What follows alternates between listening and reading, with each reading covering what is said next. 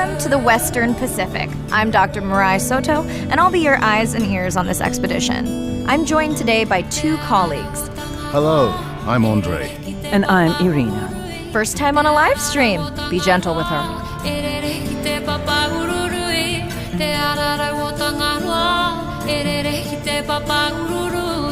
Oh, wow. Glad we didn't miss this. Beautiful.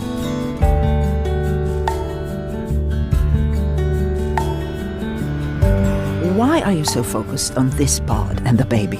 I'm hoping to follow the baby for years, to learn from her as she learns from her family. Hello, Mirai. Thanks for checking in. Feeling settled in the sun? Is everything tested out? Fabulous. The overhead speakers sound great. Glad I brought my tunes. Science is not magic, it takes patience. I'd like to believe in a little magic. Irina, did you expect volcanic activity here?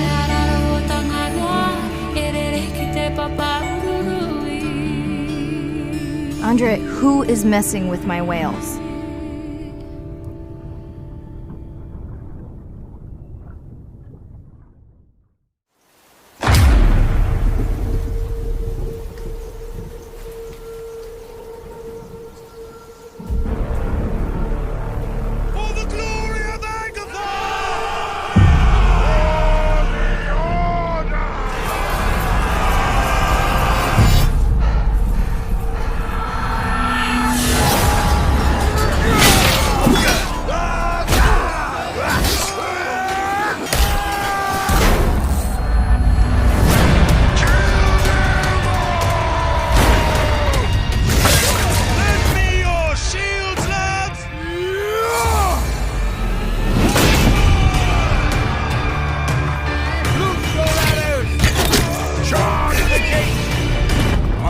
Enjoy this. The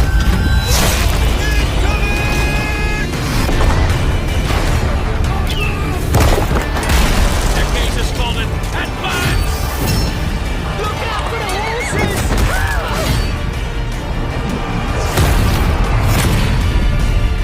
Torch this village!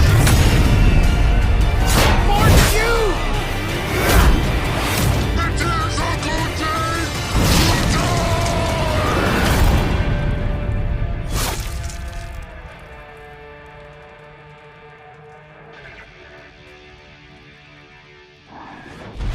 Crossplay.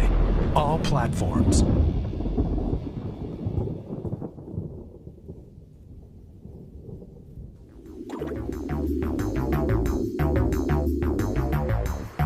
Yo. So, the demon world separated into turfs. And these turfs, yeah, they're filled with all kinds of nasties, all right.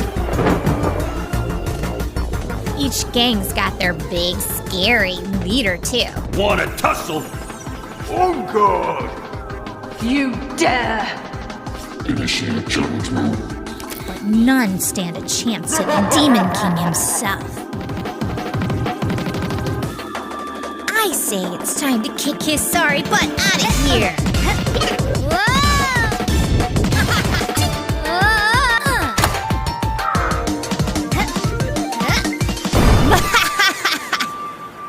It's my time to shine.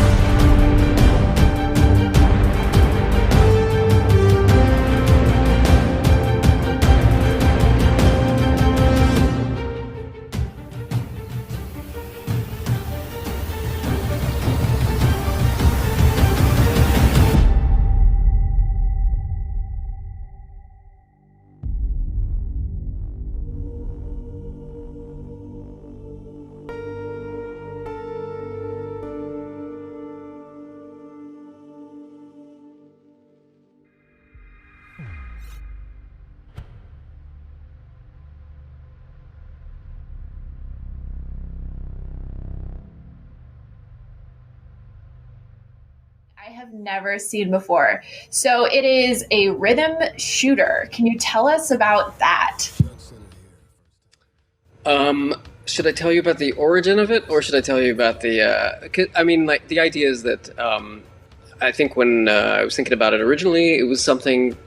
There's sort of this Zen state that you get into when you're playing rhythm games, and you get into them also with first-person shooters. And then at some point, I was thinking it would be cool if I could do both. And then especially if it had music that I loved involved, I felt like those three things would work, and therefore we wound up improbably making this crazy thing.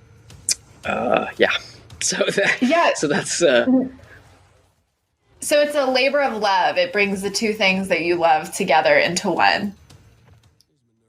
That is true. Yeah. You're doing a lot of. I'm just looking at the game now. So let's start with what exactly are we watching right now? Like, is it a rhythm? I feel like a lot of rhythm games, you choose the song that you want to play and then you play it, right? It's very like stagnant. Can we expect that there's going to be a through line? Is there a story? Yeah. So it's unlike. I think there are games that typically do this, and they are static, as you point out. You have like a static track that you're trying to play against. And we tried that, and it wasn't fun. And we're like a shooter. We've made a lot of shooters internally. The people at the studio. And so knowing that, we wound up making a shooter that has these rhythm components rather than a thing where you're on rails and you're trying to do things that essentially like limit your agency as a player. So for us, it was more important to make it feel like organic and dynamic than it was to have you follow like the static song, and that the music is also a huge part of this. So the music here is dependent on kind of your performance. So like right now you're at 16x, you can see it right there. So like the vocals are actually playing. If you drop down, like layers of the music begin to drop out. So like for me, or for a lot of people like who want to hear the music all the time, you want to, both for scoring purposes and for just like, hear the music that you really dig. You want to keep it at 16. You want to keep the multiplier as high as possible to get all that stuff. Wow, wait, that's such an interesting component, because I feel like I completely agree. You almost are motivated not just to kill the enemies, but also because you want to hear the full track sort of a thing. So let's talk about the scoring a little bit. How does the scoring work exactly? Well, I mean, right now, this is like a super early build, so actually we had to disable like a whole bunch of scoring stuff. So, but like in principle, like there's a whole bunch of criteria that we're evaluating, like you keeping the beat, like you see right there, using paths to kind of keep the beat up. So everything that you do, every action that you take, like shooting the enemy or you see yourself hitting him on the beat there, killing him on the beat, or any number of other actions, all those things give you score, and the score is multiplied by the thing that you see up there. That's a sort of multiplier, and there are any number of things that kind of give you score in the course of the game. So, and then at the end of the level, there are a number of other criteria that are applied, and those things collectively give you like your actual score. Gotcha. So are you progressing through the level once you hit a certain number? So like we just saw 900,000. So once you pass 900,000, let's just say, does a higher level enemy appear, or are you just trying to get the highest score possible as you go throughout the level? You're trying to get the highest score for the leaderboards and also to earn souls, which is I probably won't talk about right now. But those things are a point of progression and persistence things give you access to other, whether it's upgrades or other things later in the campaign. And there is, but the thing you asked originally, is there like a story? The answer is yes. So we can talk about that, or I can avoid it. Yeah, no, I would love to dive into the story if you're willing to tell us about it. I mean, it takes place in hell, as we saw in the trailer. I can talk a little about it because I think the marketing will kill me if I reveal too much. But what I can say is that you're playing this character, the unknown, and she is the sort of, or she's the one who is there to, in theory, overturn the order of the Hells and replace order with chaos. At least that's the sort of broad setup. And there's this ruler that's sort of the Red Judge, who's I don't know if we've seen them, maybe we will later. And they're the antagonist. They're the immovable object to your irresistible force. And so that's kind of like the two of you are sort of opposed to one another and are eventually going to come into mortal conflict. And so so that's the setup. And you travel through all these different hells, and things will happen. And there is hopefully something like a story that's super metal that people will enjoy along the way. Okay, so we're like slowly running out of time, and I feel like I have so many questions because this game is so intriguing to me. So let me start with, you stopped yourself from saying antagonist, and I know that a lot of your games in the past, or in a lot of interviews, you've talked about kind of this idea of perspective and offering a player the perspective of what might traditionally be the bad guy. Does this game kind of explore that philosophy? Yep.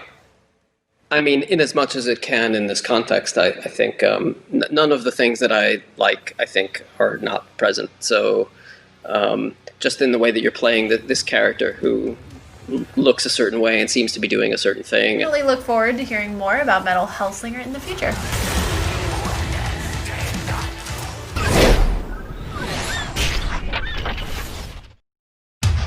You ever wonder how it all ends? What if it ended with a song?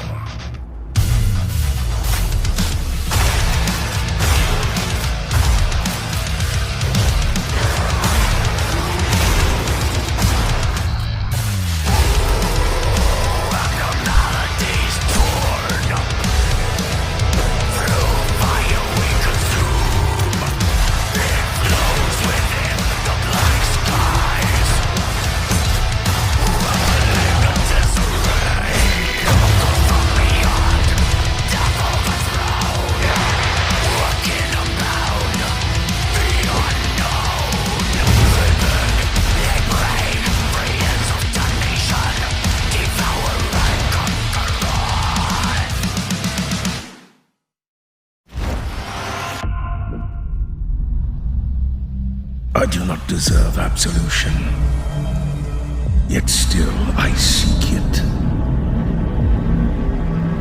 You must find his name.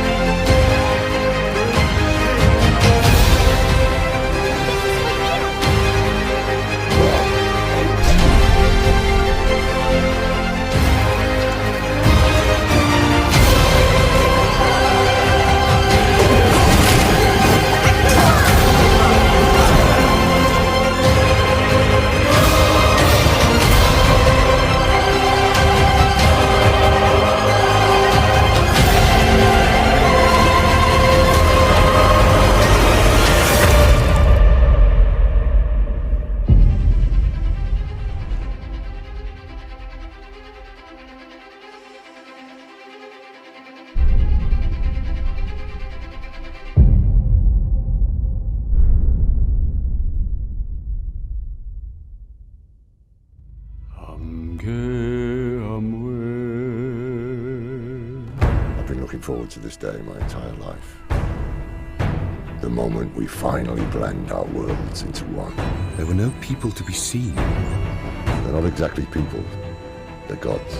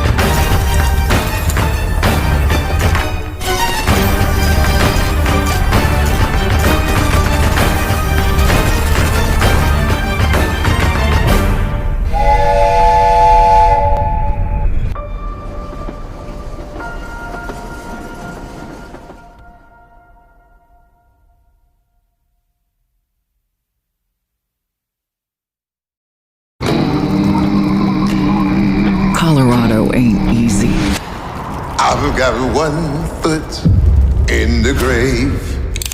Out here, every decision is life or death. Jesus, lay your forgiving hands on me. And sometimes the people with the biggest smiles have the coldest hearts. I've got one foot. The marshals are sworn to uphold order in Colorado Springs, but they're more like the patriarch's private army. The only orders they uphold are his. I've got two hands. The Gippers claim their God president will make America the shining city on the hill it once was. We'll preserve for our children this, the last best hope of man on earth, or we'll sentence them to 1,000 years of darkness. But they kill anyone they think is a communist, and they think everyone is a communist. Then there's the 100 families. They claim they want a better Colorado. And they do, but mostly just for themselves. Can you hear my plea? God brought me here, now he wants me to leave. Every group has a plan for Colorado's future, even those Butcher and Dorseys. But it's up to you, Ranger. Whose side are you on?